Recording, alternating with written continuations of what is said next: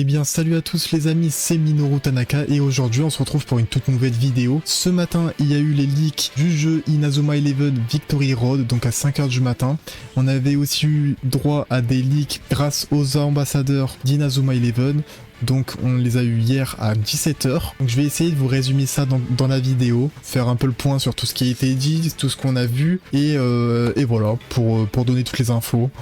Donc pour commencer, tout d'abord nous avons eu une vidéo pas trailer mais une vidéo plus pour les 15 ans de Inazuma, parce que oui, aujourd'hui c'est les 15 ans de Inazuma, le 22 août. Donc on a eu une vidéo où en fait on voit les dessins faits par les fans de la licence.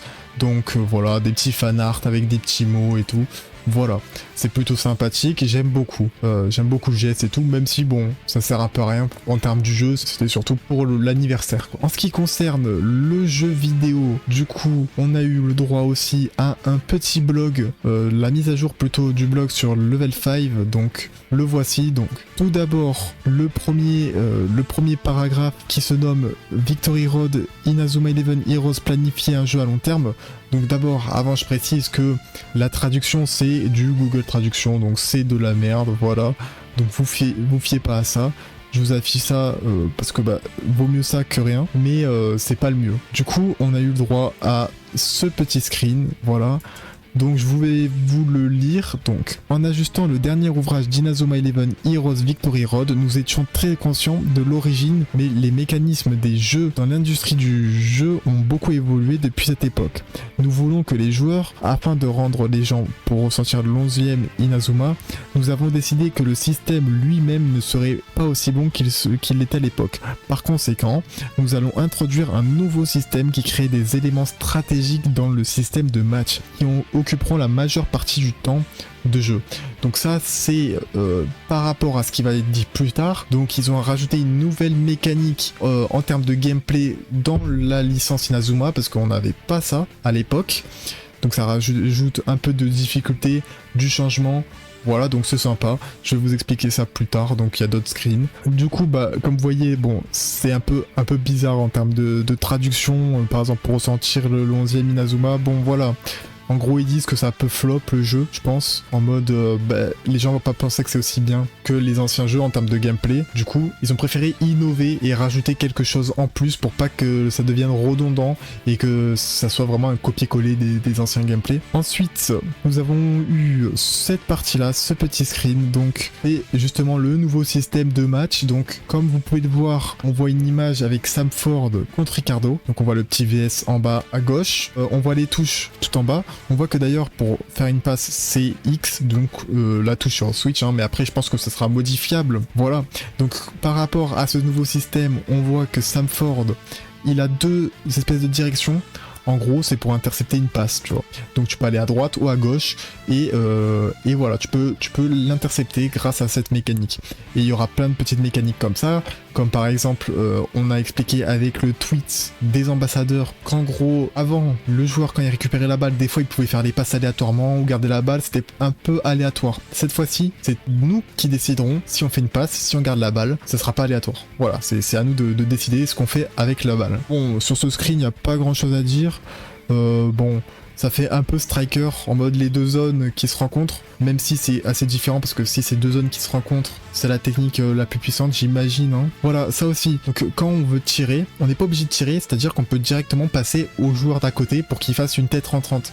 On a plusieurs options, beaucoup plus d'options que à l'époque, donc voilà. Je voulais vous laisser le screen du gameplay parce que on en aura besoin pour la prochaine partie. La prochaine partie qui est celle-ci, en fait, non, c'est juste la continuité de cette partie-là. Je m'étais trompé dans les screens, c'est juste la continuité. Donc dans ces screens-là, on parle un peu des TP, donc des points techniques. Donc en fait, vous voyez la barre de tension qui est en haut à gauche. Ouais, en haut à gauche. En gros, c'est la barre de points techniques de l'équipe entière. Cette barre se diminuera quand on utilisera une technique d'un joueur, mais elle pourra également se recharger quand on gagnera les affrontements, les face à face avec les autres joueurs. Ça a été dit dans le tweet par l'ambassade, donc je vous l'afficherai là sur le côté ou là. Voilà, et dans ce screen on explique aussi que le 31 août il y aura la suite du reveal. C'est aussi expliqué dans le dernier message que je vais mettre, dans la dernière partie, voilà. Et en gros cette jauge de tension permettra d'équilibrer et de ne pas spammer les techniques avec tous les joueurs, comme on pouvait le faire avec Striker, où on pouvait spammer Mixmax et ces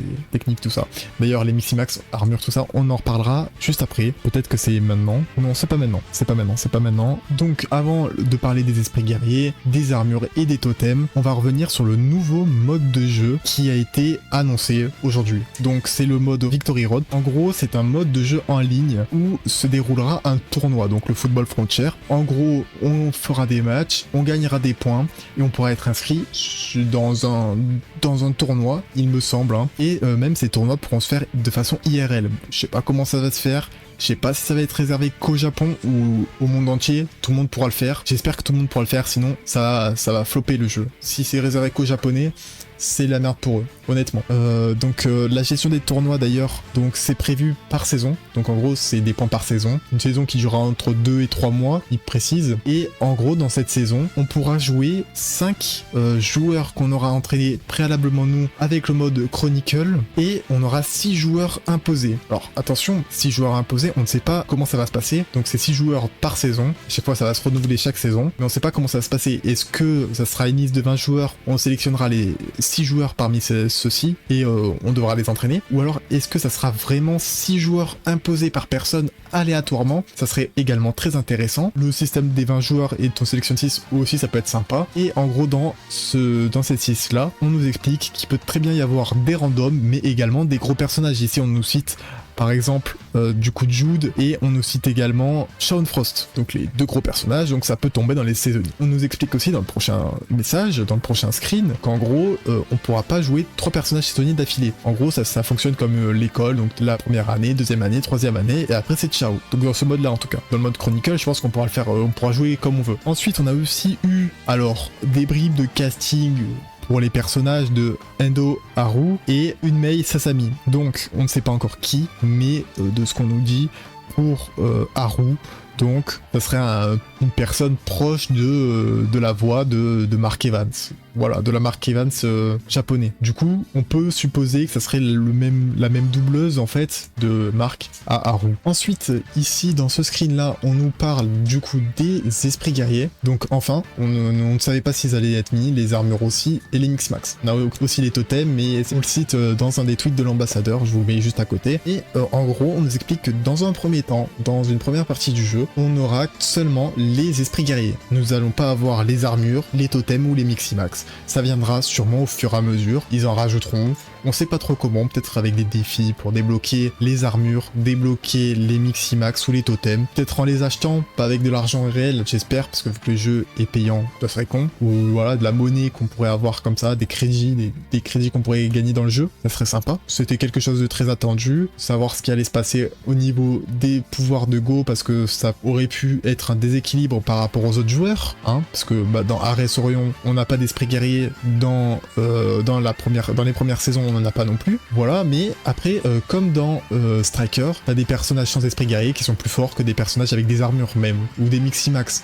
Par exemple, on sait que dans Ghost Striker, l'une des méta, c'est Canon Evans, et il n'a pas d'esprit guerrier. Ensuite, nous avons une petite date pour quelque chose, pour des tests de jeu, donc ça sera lors du Game Show de Tokyo, au stand de Level 5 en 2023, donc je crois que c'est fin septembre. Ils vont faire tester le jeu à des personnes, voilà, donc qui vont venir au stand, ils vont sûrement sélectionner, et voilà, des personnes vont pouvoir jouer. Donc on aura sûrement des parties de gameplay qui nous seront leak, sûrement, donc ça peut être très intéressant, et ils ont dit notamment que le jeu arriverait pas longtemps après les tests, donc on peut supposer que ça arrivera en octobre, voire en novembre maximum, je pense. Décembre ça ferait un peu tard, voilà, surtout qu'ils ont prévu vraiment en 2023, pas après, mais décembre ça ferait un peu tard. Ensuite nous avons les nouveaux personnages, donc les nouveaux personnages de la licence, en dehors de Haru et Unmei, on a les nouveaux personnages. On nous met 4 nouveaux personnages, on nous donne leur nom. Alors j'ai pas tout retenu, je vous les affiche là, je me souviens plus des blazes. Donc en gros on a 2 défenseurs, une attaquante et un joueur mystère, on ne sait pas trop qui c'est. Le défenseur je le trouve vraiment stylé, en tout cas le petit, le brun, je le trouve vraiment super stylé, franchement il a un petit flow et tout. Pour un défenseur franchement c'est rare de voir un flow comme ça, hein. Voilà, à part Thiago Torres, Heitor à la limite, Mizukamiya peut-être si vous voulez, mais voilà, c'est quand même assez rare. En espérant que ça soit pas juste un simple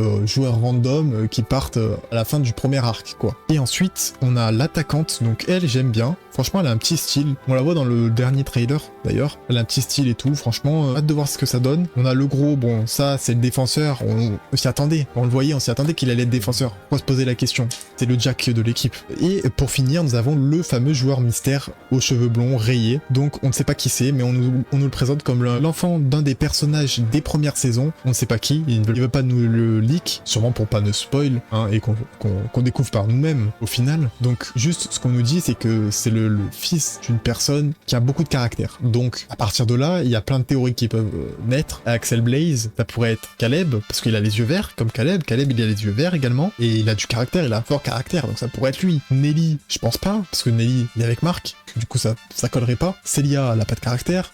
Sylvia, peut-être Sylvia. Sylvia, elle a du caractère, et vu que c'est vert, il me semble que son truc là, que son thème c'est le vert, il me semble. Hein. Si je veux pas dire de conneries. Et du coup, comme je vous l'avais dit, on aura des nouvelles infos le 31 août, donc c'est dans pas si longtemps que ça. Akihiro Ino a affirmé que à ce moment-là, nous aurions peut-être les dates de sortie du jeu. J'espère que le jeu sortira au Japon et en France en même temps, ça serait bien. C'est ce qu'il a promis, en tout cas, c'est ce qu'il a dit, c'est ce qu'il aimerait, et ce serait le meilleur pour son jeu, parce que s'il fait sortir en décalé, ça va vraiment tuer la hype, je pense que les joueurs ont, et puis de toute façon, les gens vont essayer de chercher des cracks et tout, donc ça va être mauvais pour le jeu, je pense. Ils ont pas leak grand chose, je vous mettrai de toute façon les tweets en description, si vous voulez les lire plus en détail. Aussi, un dernier point que je voulais aborder, c'est par rapport à tweet, ça, je le mets dans la partie doubleur. Donc, on nous a bien confirmé que les personnages diront leur technique avec leur doubleur. Alors, pas tous les personnages, donc tout ce qui est random, tout ça, on nous dit qu'ils auront juste un gros cri pendant leur technique, que ce serait à nous, entre guillemets, quand on joue, de faire la seiyuu, le doubleur, nous de dire la technique. En gros, c'est ce qu'ils nous ont dit. Et sinon, de temps en temps, ça changera entre les doubleurs pour certains randoms ou quoi, pour certaines techniques. Mais ça, c'est déjà un très bon point. Franchement, qu'on entende les techniques, c'est mieux que dans les jeux DS où c'est muet. Et pour finir, on nous a aussi annoncé qu'il y aura énormément de cinématiques. Beaucoup plus que dans les autres jeux, qu'il n'y en avait jamais eu autant. Et surtout que c'est du mappa, donc ça sera incroyable. Voilà mes attentes sur le jeu, franchement, là ça m'a plutôt hype. J'ai hâte de voir les nouvelles infos, les prochaines infos. Faut également que je m'achète une Switch, parce que j'en ai pas. Du coup, il faut que je m'en achète une. Je vais en trouver une d'occasion, sûrement. Sur ce, si vous avez aimé la vidéo, vous pouvez la liker, vous abonner à la chaîne pour ne pas rater les prochaines vidéos. Sur ce, c'était Minoru Tanaka, à la prochaine, ciao.